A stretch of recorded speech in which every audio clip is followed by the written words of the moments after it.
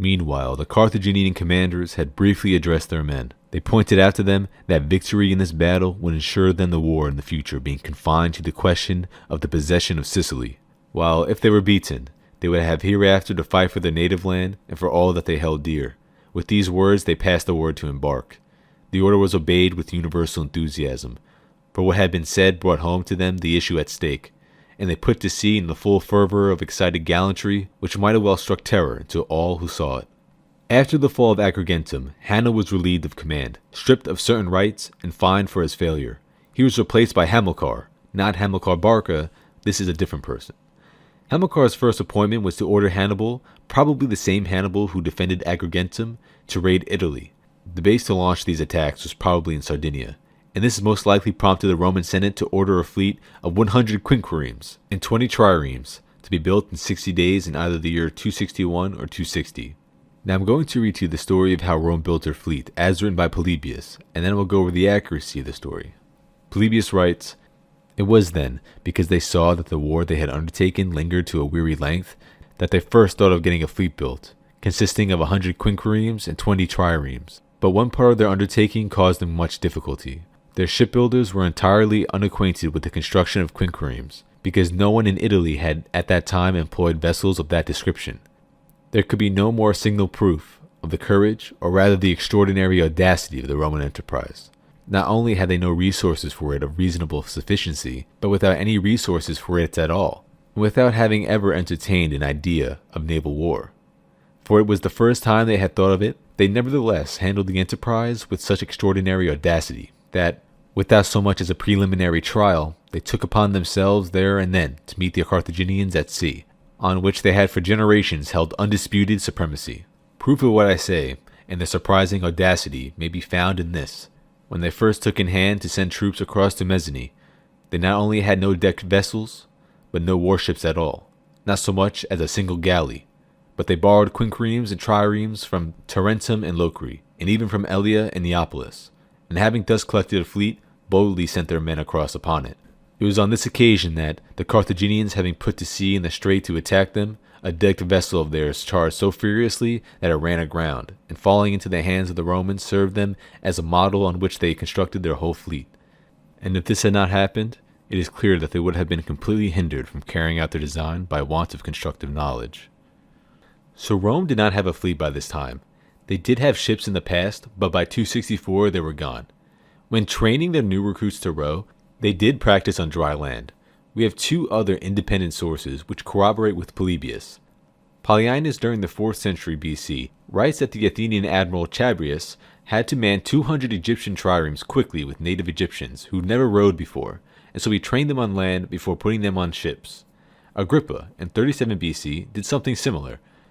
So it can be said that training on land was probably a regular thing. Polybius is correct when he says that no Italian town had ever used a quinquereme, because the quinquereme was never used in Italy. Now, even if you had experienced sailors who had experience in using the trireme, they would have had to be retrained because a single oar in a trireme is rowed by one man, but in a quinquereme a single oar is rowed by 5 men. To practice on the sea would have been impossible. The fleet would not be ready until May, and since the fleet was sent 2 weeks after, it would have been impossible to train at the very least 250 men per quinquereme in 2 weeks to be ready to engage the Carthaginians. Now, did the Greek cities of southern Italy possess a quinquereme like Polybius says? Probably.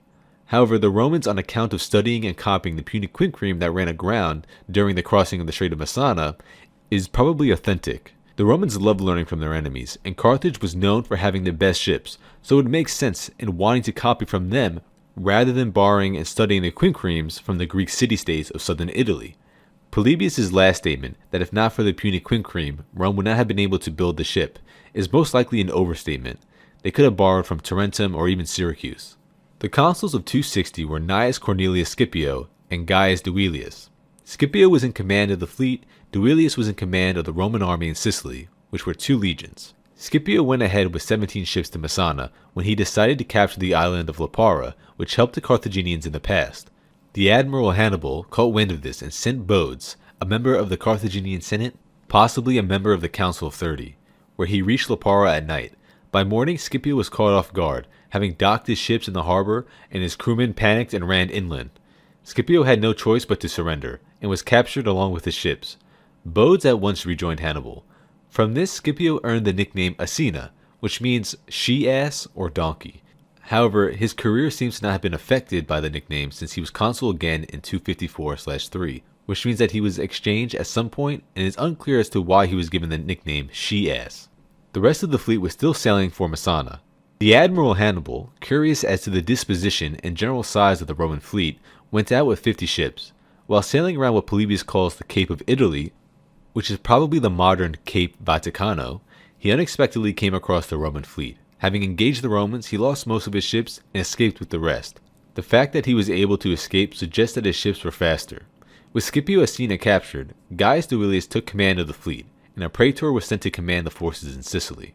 When the Roman fleet reached Messana, they were fitted with the corvus. The corvus consisted of poles 24 feet high, 9 to 10 inches thick, with a pulley on top, mounted on the prows of the ships. Round the pole was slotted a boarding ladder of crosswise planks nailed together, 4 feet wide and 36 feet long, the slot in it being oblong and set 12 feet from its near end. Along each side of it ran a railing as high as a man's knee, and at its end was fixed an iron spike with a ring at the other end. To the ring was attached a rope that enabled the end of the boarding plank to be raised by means of the pulley on top of the pole, and then let down onto the deck of an enemy ship. The slot in the ladder enabled it to be swung around so that it could be dropped either onto the prow or onto the side of the hostile vessel. Depending whether it attacked head-on or collided broadside, once the spike was fixed in the deck of the other ship, boarders could then charge across. As soon as Duilius assumed command of the navy, Hannibal, the Carthaginian commander, with 130 ships, was raiding the territory of Mylae, probably in an attempt to provoke the Roman navy.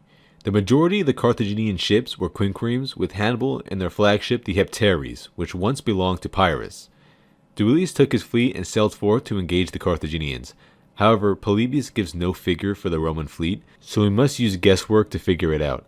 We know that the Romans lost 17 quinqueremes when Scipio Asina was captured, which means that the Roman fleet could not have numbered more than 103 ships. However, Hannibal lost over 50 ships in the previous engagement. Some of those ships might have been captured and were now being used by the Romans. It is also likely that Rome's allies of southern Italy provided ships like they had done in the crossing of the Strait of Messana, but those were only pentaconters and triremes. So it's possible that the Romans were outnumbered by a slight margin when it comes to the quinqueremes, but could have had around the same number of ships as the Carthaginians. The Carthaginians drew their ships in a single line of beam, which was the normal formation.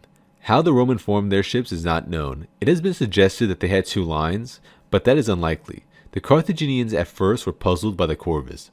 However, they pressed their attacks, but they were no match for the corvus. Having lost their leading 30 ships, along with Hannibal's ship the Heptares, the remaining Punic ships made use of their superior speed to avoid the corvus and ram a beam or even astern, but the corvus was swinging in all directions, capturing ships left and right.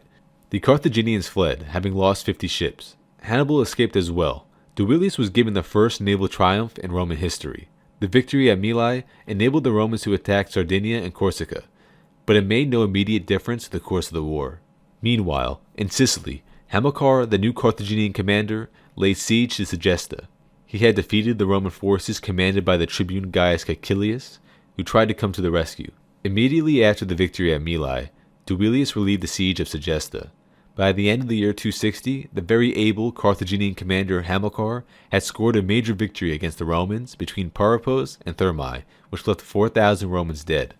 The consuls for 259/8 was Lucius Cornelius Scipio, the brother of Scipio Asina, and Gaius Aquilius Florus.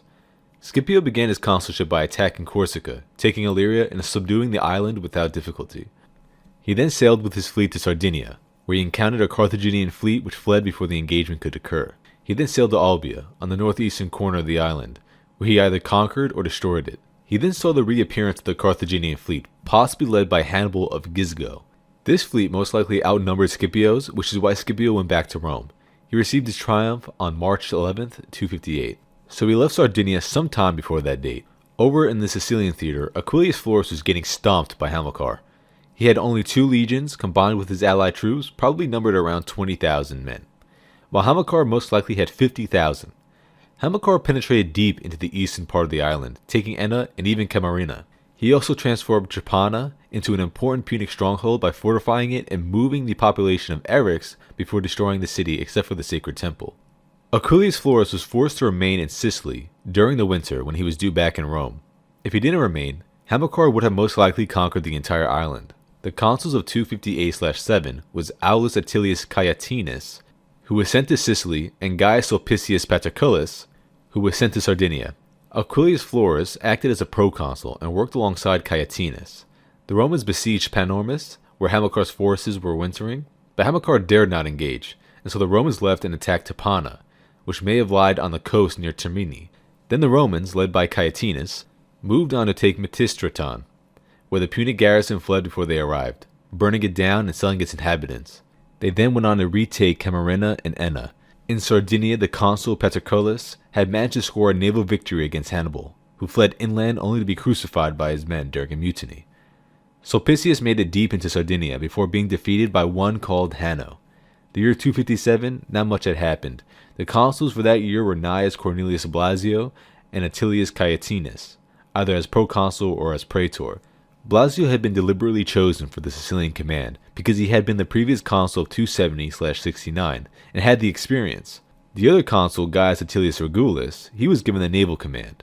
Regulus raided Malta and made an attempt to attack Lipara, where Hamilcar, a Carthaginian commander, engaged the Roman fleet at Tyndaris, near Lipara. The consul, when he saw the Carthaginian fleet, sped with 9 of the ships away from the rest of his fleet to engage the Carthaginians. Hamilcar sank 9 of those ships, and the consul got away. The rest of the Roman fleet caught up and engaged and defeated Hamilcar. The Romans sank 8 of their ships and captured 10. Hamilcar retreated into Lipara and Regulus left to raid Malta. By this point, the Carthaginians were still controlling the western half of Sicily, with the Romans controlling the eastern half. 8 years of war with no decisive results. Rome decided to strike at the Carthaginian heartland, Africa. The consuls of 256 were Lucius Manlius Vulso and Marcus Atilius Regulus. In the summer of 256, the consuls sailed for Africa on board 2 hexaries with a fleet of 330 ships, of mostly, if not all, quinqueremes. The fleet went from Messana, rounding Cape Pacinon, which is now called Passero, and moved along the southern coast of Sicily, stopping in the vicinity of Ecnomus, where they embarked almost 4 legions of troops. The number, which includes allied forces, is 39,600. The total number of men, including rowers, in this fleet numbered 138,600. Remember, each quinquereme housed 300 rowers and 120 marines. When the fleet sailed again near Ecnomus, in the distance came a Carthaginian fleet of 350 ships. The Carthaginians were on the offensive, having sent a fleet to Lilybom and gathered any and all nearby ships, numbering a force of 147,000 men. Carthage's offensive was most likely to wrestle control of the Sicilian waters and then sending an army to conquer Sicily. Thus, they were thinking in similar terms to the Romans in wanting an end to the war. Now, did Carthage know about the Roman fleet near Ecnomus? It's possible there might have been a fisherman or some other person who saw the fleet and went and told the Carthaginians. It must be noted that neither Rome nor Carthage probably had an intelligence service, and that for the most part Rome and Carthage knew very little about what the other was doing. This battle is probably one of the greatest naval battles ever fought, with a total number of 290,000 men fighting. The Roman battle formation was thus: according to Polybius, circumstances compelled them to face the open sea, and secondly, that their enemies had the advantage of fast-sailing vessels. They therefore took every precaution for keeping their line unbroken and difficult to attack. They had only 2 ships with 6 banks of oars, those namely on which the consul Marcus Atilius and Lucius Manlius respectively were sailing. These they stationed side by side in front and in a line with each other. Behind each of these they stationed ships one behind the other in a single file, the first squadron behind the one, the second squadron behind the other. These were so arranged that, as each ship came to its place, the 2 files diverged farther and farther from each other, the vessels being also stationed one behind the other with their prows inclining outwards. Having thus arranged the first and second squadrons in a single file so as to form a wedge, they stationed the 3rd division in a single line at its base, so that the whole finally presented the appearance of a triangle. Behind this base they stationed the horse transports, attaching them by towing ropes to the ships of the 3rd squadron, and to the rear of them they placed the 4th squadron, called the triremes, in a single line so extended as to overlap the line in front of them at both extremities. When these dispositions were complete, the general appearance was that of a beak or a wedge, the apex of which was open, the base compact and strong, while the whole was easy to work and serviceable, and at the same time difficult to break up. The Carthaginian fleet deployed 3/4, about 260 ships of their fleet in a single line abeam, which stretched out to sea, with the remaining quarter stretched towards the shore at an angle to the rest. The right wing consisted of the fastest ships and was commanded by Hanno, the man who failed to relieve Agrigentum. The left was commanded by Hamilcar, the Carthaginian admiral who was defeated at the Battle of Diodorus. The name of the commander who formed the extreme left is not given. The first and second Roman squadrons sailed forward for the attack. The Carthaginian center, led by Hamilcar, withdrew, leading the Romans further and further away from the third and fourth squadrons. Now the fourth squadron was towing horse transports, which slowed them down. Once the Romans were drawn away, the Carthaginians all turned at once to engage the Roman ships. The tactic here is that the Carthaginians would use their superior speed to safely outflank and ram the Roman ships. Meanwhile, the Carthaginian right under Hanno sailed across and engaged the Roman squadron, towing the horse transports. The fourth squadron released the horse transports and engaged Hanno. By this point in the battle, the Carthaginians were winning. The entire Carthaginian strategy was to encircle the Roman fleet. This was the naval equivalent of Hannibal's tactic at Cannae, which saw 70,000 Romans dead in the Second Punic War. However, a mistake on the part of the Romans had inadvertently caused them to win the battle. The mistake is this. The first and second squadron, which formed the wedge, had sailed too far forward away from the third and fourth squadron, which were towing the horse transports, and formed the base of the formation. This caused a separation. Now an experienced naval commander would have cut the horse transports, which slowed them down, and sailed full speed to back up the first and second squadrons. But that didn't happen, and since both consuls were leading the wedge formation in Hexares, there was not an able commander to take charge and sail forward. We must remember that Rome is still inexperienced in naval warfare. So what ended up happening was that Hanno, who led the right wing, had to sail across the sea to engage the fourth squadron. Had the Romans maintained formation and cohesion, they would have found themselves surrounded on all sides, and once the battle had developed into ship-to-ship combat, being surrounded, the Romans would have to worry about colliding into one another, as well as the darting attacks that the Carthaginians would have been executing. So the initial Carthaginian plan is ruined. So what happens next? Well, the Carthaginian commanders improvise. Hamilcar could not maintain cohesion forever, and seeing that the third and fourth squadrons were left behind, he had no choice but to engage the wedge formation. The extreme left, whose commander is unknown, had to abandon the shore and engage the Roman third squadron, and as we know, Hanno then engaged the fourth. The third squadron, who were unsuspecting, now forced to cut the transports, took up a defensive position near the shore. So now we have a second battle in which the Carthaginians now have a clear advantage and are winning. The fourth squadron, forced to take on Hanno, now had to deal with horse transports drifting into their path, disrupting their line formation as they braced for impact from Hanno's ships. In this third battle taking place, the Romans are losing. Now the extreme left had a moment in which they did not engage the Roman third squadron because their backs were to the shore, and the Corvus was something that might have actually saved them because the Carthaginian left did not want to engage. So how did the Carthaginians lose? Well, Hamilcar's center broke, and the best way to explain how that is in the way the formations were set up. The Roman formations, considering how the battles took place, are that the best ships, crews, and soldiers of the fleet were probably placed in the wedge formation, which makes sense, considering it was the wedge that would be striking the Carthaginians first. Now Hamilcar's center probably consisted of the worst and least number of ships. It was the Carthaginian wings which were the strongest. From the initial plan, Hamilcar expected to be relieved by his wings once the Roman fleet was encircled. Eventually, Regulus, who commanded the left side of the wedge, was free to engage Hanno, and then Manlius, once Hamilcar retreated, freed the third squadron. The Carthaginians sank 24 Roman ships, while the Romans sank more than 30 Punic ships, as well as capturing between 50 and 64 ships. The ships that were captured were probably from the left wing. A question arises as to why the left and right wing did not engage and encircle the Roman wedge once it was separated from the rest of the fleet. The answer to that is that Hamilcar definitely learned from Diodorus, where he did just that and was defeated once the rest of the fleet caught up. With victory in the hands of the Romans, the way to Africa was open.